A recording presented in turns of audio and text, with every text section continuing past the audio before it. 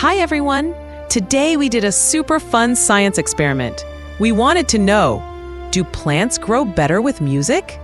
So, we took 10 little bean plants. 5 of them listened to calm music every day, and the other 5 grew in quiet. We made it fair. Same sunlight, same water, same pots. Every day, we measured the plants. Guess what?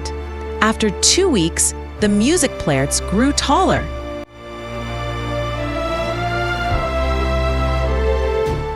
About 18 centimeters.